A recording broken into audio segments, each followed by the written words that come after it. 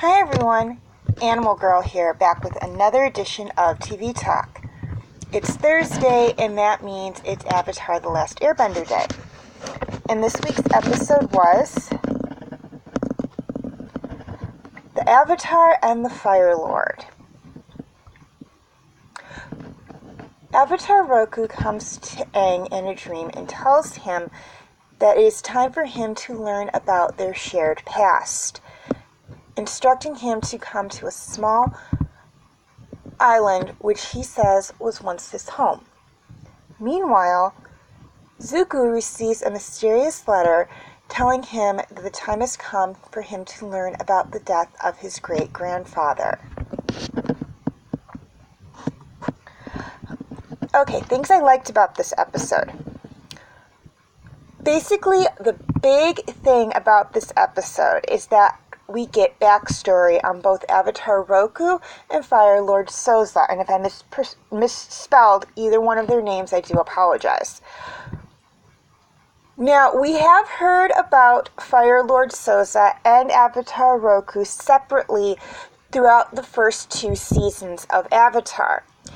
In fact, Avatar Roku has come up several times as he was Aang's previous incarnation, so it does make sense that they would refer back to him more than any of the others. In fact, there's only one other Avatar that they really bring up more or almost as much as Avatar Roku, and that was the Avatar before him. But it is Avatar Roku they focus on the most, which again makes sense as he was the previous Avatar before Aang. He's the one that everybody really remembers. Aang was not known until now when he was found 100 years after he disappeared. So I do like that, but one of the big things we get out of this episode is that Avatar Roku and Firelord Sozin knew each other. They grew up together. They were, and this is not going to be a spoiler because it comes out very early in the episode, they were best friends as kids. So, they were,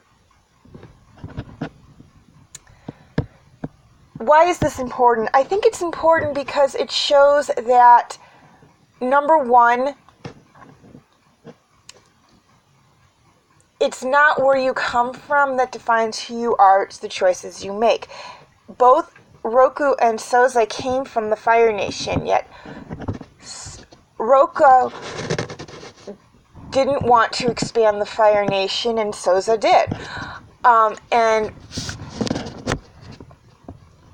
everything, and again, this is the episode where I told you we would draw back to, I told you in the comparison video we would draw back to, we do learn in this episode, that at least in the TV series, it was okay for, the Avatar to have a family. In the movie, that was something that was not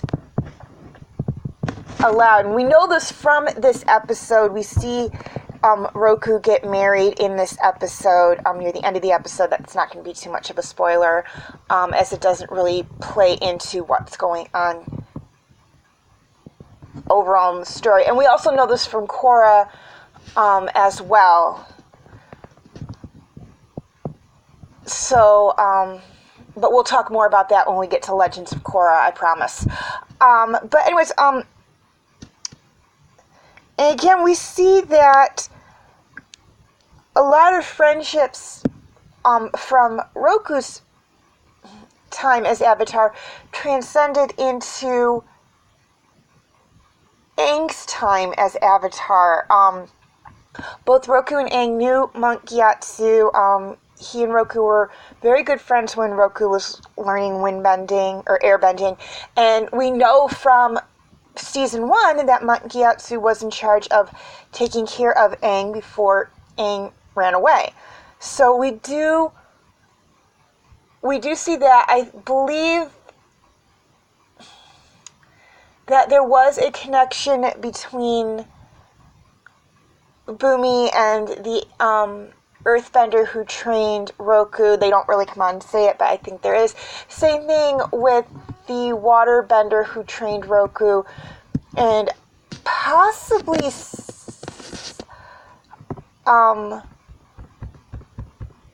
Katara and Sokka, but again, they don't come on and say that as well, but there might be, they don't, really the only one they draw a connection to is, between the two avatars is Monkey Yatsu, but I think there might be more to it as well, with the other two, who trained him. But again, we get backstory and we learn something about Zuku's family history. Now, I'm not going to say what it is because it will be a major spoiler, and it will come into play, or I believe it'll come into play later on in the season. So we'll talk about that when that comes up. I promise. For now, I'm just going to leave it at there is something in Zuku's family history that is very important and is revealed in this episode.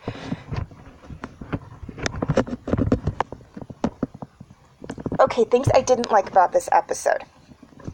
There wasn't a lot I didn't like about this episode. In fact, there wasn't anything I didn't like about this episode. This was probably one of my favorite episodes from Season 3. Now, does it focus on Aang and the 100-Year War and everything that's been going on up till now? No, it does not. I mean, it does kind of focus on the 100-Year War because it kind of explains what led up to it. But it's important for us to understand what went on with Avater Roku and with Firelord Sozin. We need to understand what led up to the 100-Year War because that will help us understand what Aang needs to do to put an end to it. We need to understand what was going on with Avater Roku, all the trials and tribulations he went through as an avatar, because Aang is on a very fast track, a very fast pace to master all the elements. He has a limited time to do this, and normally the avatar has years to master all 4 elements. It's revealed, I think, at the age of 16 that they're the avatar, and by then they've mastered the bending element of what they've been born into, be it earth or water or fire or air. And then I think, yeah, it is mentioned in this episode that Roku was away from the Fire Nation for 12 years. I mean, over a decade, learning the other 3 types of bending. So Aang's done this has learned 3, and we've learned 1 probably within 12 years. He is showing skill as a very early on as an accomplished airbender. Does that have to do with the fact that he is the Avatar? I do not know, but we do know that he showed a lot of skill early on, especially in flashbacks to before he disappeared, that he has the skills of a very accomplished airbender. And he picked up waterbending relatively quickly. Well, Katara was teaching him, and she's still continuing to teach him. I don't think she's going to stop teaching him anytime soon because he still needs to learn.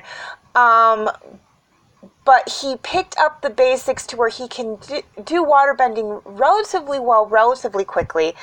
Same thing with earthbending, which is an extremely difficult bending for him because it's the opposite of airbending. Earthbending is difficult for an airbender to learn.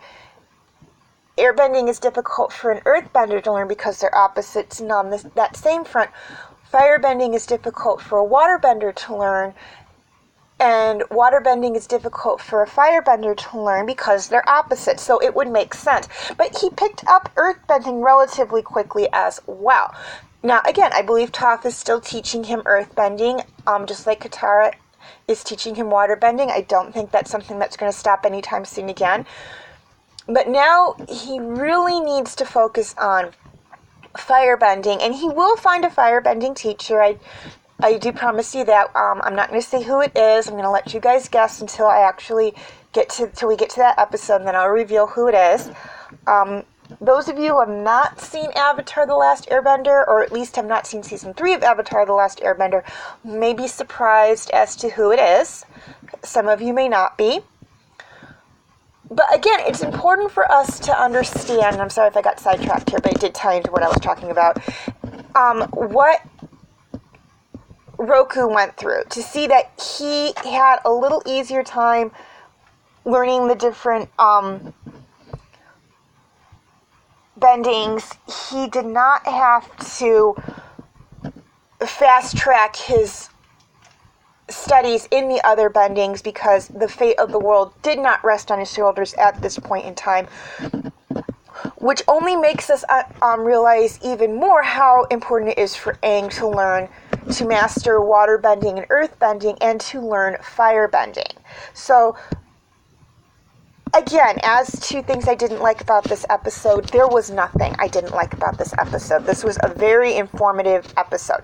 Whatever you take away from it, the backstory on Roku and Sozin, how important it is for Aang to learn all four elements in the short amount of time he has, the secret history of Zuku's family, whatever you choose to take away from it, this was a very important episode because it will lead up to events later on in the season and possibly even spill over to Legends of Korra, although that I'm not 100% sure on. Okay, feel free to leave your comments and questions in the comments section. I do love to read those. And please like and share this video if you're watching on Facebook, or like and subscribe if you haven't already if you're watching on YouTube, and feel free to follow me on Wattpad, Tumblr, Instagram, Twitter, and DeviantArt. I do have my name for those 5 sites right there on the screen, as well as the pictures I use for the icons. Please note, all pictures seen within this video belong to their respected artists. I own absolutely nothing. And the links for all 5 sites that I mentioned will be in the description section. Okay, quick reminder on my comment rules.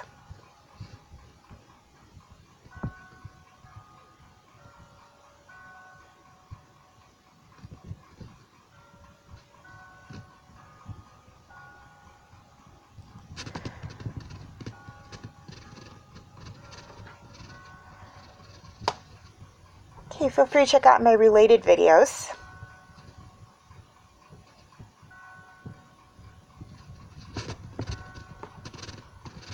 My other Avatar: The Last Airbender videos.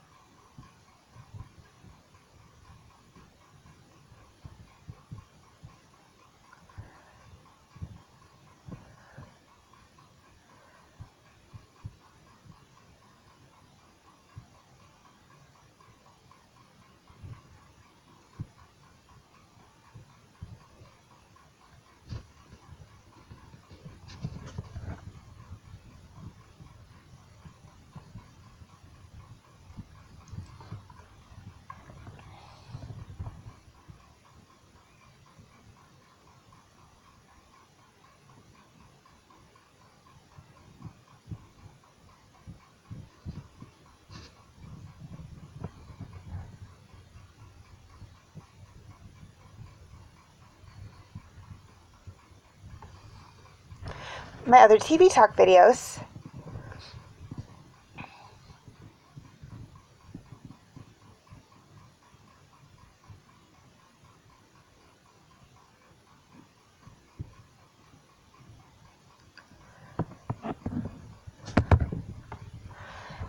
And my other videos.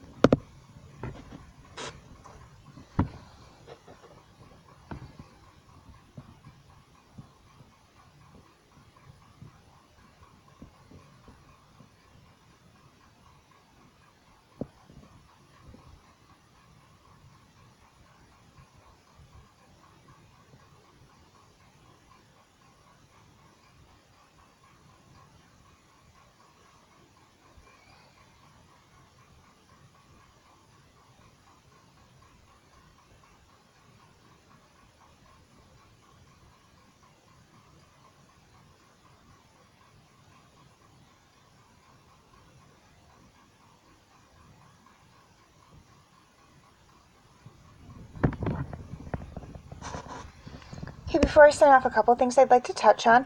First off, please note that, and this is for my YouTube subscribers, any of my backlogged videos that are not on YouTube can be found on my Facebook page. I will have the link in the description section. And this one is for my Facebook friends. Any videos that are not posted directly to Facebook are on my YouTube channel. If you'd like to check them out there, I will have the link in the description section. I will also be posting the links for those videos on Facebook. However, if you are having problems viewing them, you can go to my YouTube channel. Lastly, Game of Thrones will be coming to an end in a little over a month. Well, not coming to an end, but be putting on hold. And I would like to know what you would like me to do for my next Monday TV Talk series.